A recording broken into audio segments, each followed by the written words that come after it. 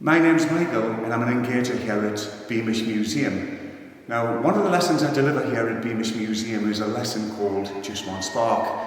And the aim of the lesson is to demonstrate and highlight the dangers that men and boys faced working in mines. And one such danger that men and boys faced in mines were explosions. So explosions were very common in mines.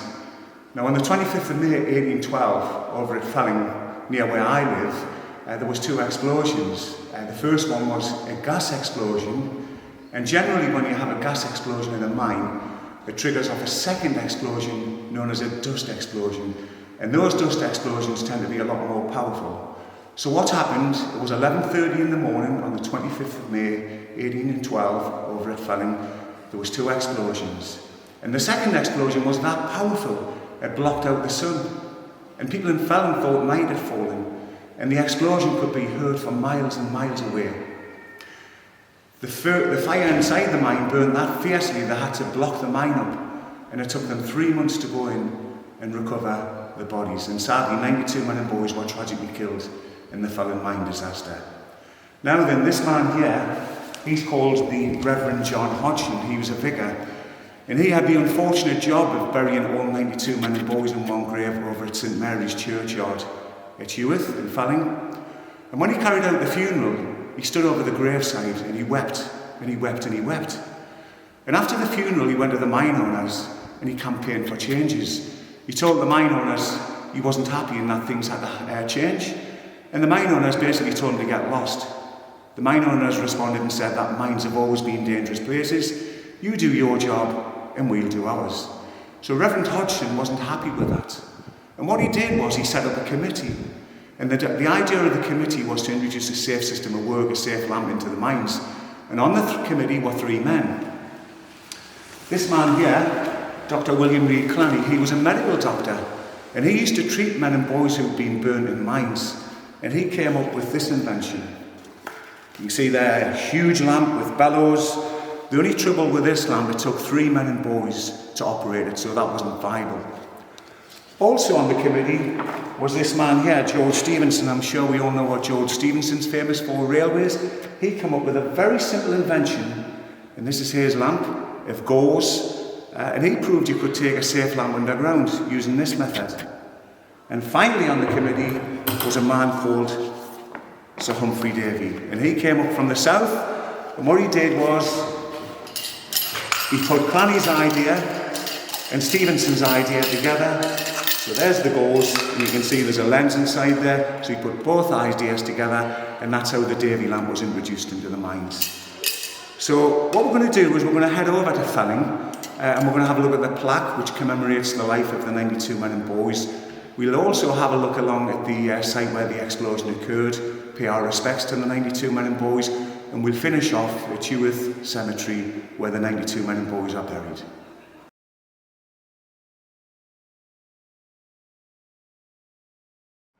So we've arrived in Felling, quite near to the Brandon railway station. As you can see behind me, we have some railway lines. And on the wall here is a sign which was erected by Gateshead Metropolitan Borough Council. And it reads, Felling Colliery disaster, 25th of May 1812. Near to this site, 92 men and boys were killed in a colliery explosion. They are remembered in a memorial in Heworth churchyard. The Reverend John Hodgson took up the cause of the mine safety, and as a direct result of his efforts, the miner safety lamp was developed. And this is the said lamp, the Davy lamp. So this is an original lamp, and this was rolled out into the mines following the disaster here in Felling. So what we're going to do is we're going to head about half a mile along in a westerly direction to the actual site of the explosion, and there we'll pay our respect to the 92 men and boys who were killed in Felling.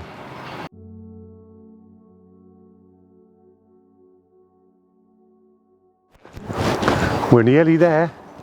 That's our spot in there.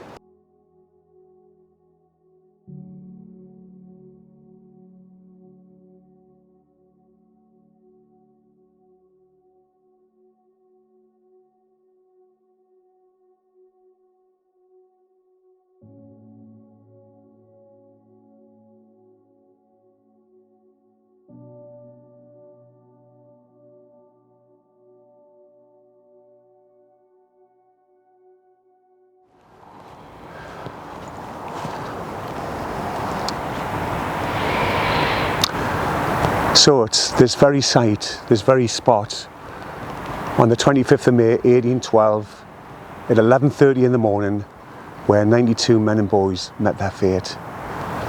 Can't begin to imagine the devastation and the loss and the suffering and the pain it brought to Felling, and that would have been felt for generations to come. It's sad to think the heart of this community was torn out on the 25th of May 1812. I'm now going to wander off and take a quiet time of reflection to pay my respects to the 92 victims.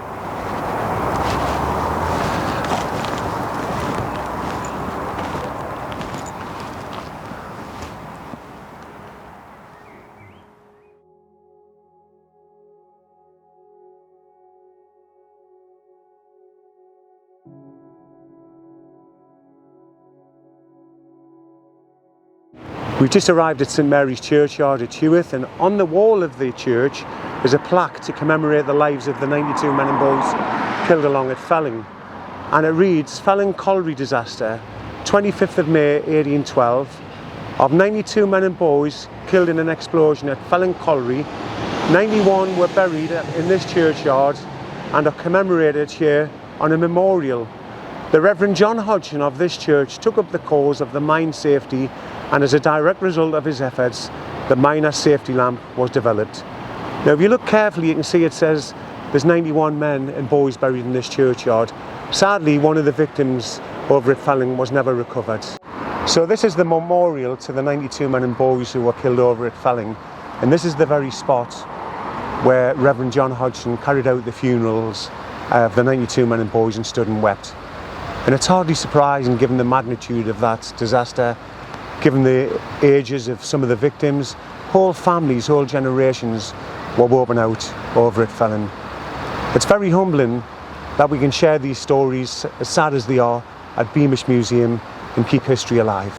Philip Allen, 17. Jacob Allen, 14. Andrew Allen, 11. Joss Anderson, 23.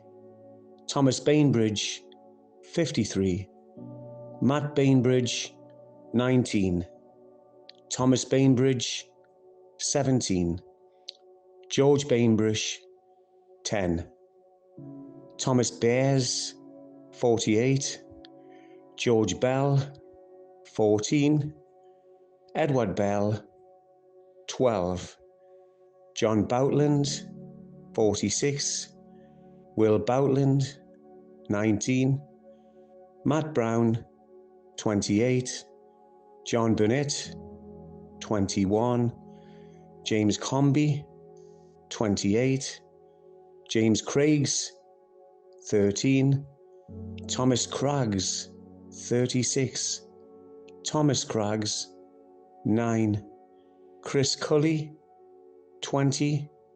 George Cully, 14. William Dixon, 35. William Dixon, 10. John A. Dobson, 13. Robert Dobson, 13. Paul Fletcher, 22. Will Galley, 22. Greg Galley, 10. Mitch Gardner, 45. Will Gardner, 10. Robert Gordon, 40. Joseph Gordon, 10. Thomas Gordon, 8. Isaac Greener, 65. Isaac Greener, 24. John Greener, 21. Ralph Hall, 18. Robert Hall, 15. Ralph Harrison, 39. Rob Harrison, 14. John Harrison, 12. Rob Haswell, 42. John Haswell, 22. Edward Haswell, 20. Ben Haswell, 18. Will Hunter, 35. John Hunter, 21. Mitch Hunter, 18. Rob Hutchison, 11. Will Jacks, 23, John Jacks, 14, James K, 18, George K, 16, John Knox, 11, George Lawton, 14, Rob C. Leck, 16, Chris Mason, 34, George Mitchison, 18, John Pearson, 64, John Pearson, 38, George Pearson, 26, Edward Pearson, 14, Rob Pearson, 10, Matt Pringle, 18, Joss Pringle, 16, George Ray, 9, Edward Richardson, 39, Will Richardson, 19, Thomas Richardson, 17, Thomas Ridley, 13, George Ridley, 11, Thomas Robson, 18, George Robson, 15, Will Sanderson, 43, Matt Sanderson, 33, John Surtees, 12, John Thompson, 36, Benjamin Thompson, 17, Gia Turnbull, 43, John Turnbull, 27, Nick Irwin, 58, John Wilkinson, 35, John Wilson, 32, John Wilson, 30, Josh Wilson, 23, Char Wilson, 20, Joseph Wood, 39, John Wood, 27, Joseph Young, 30, and Thomas Young, 34.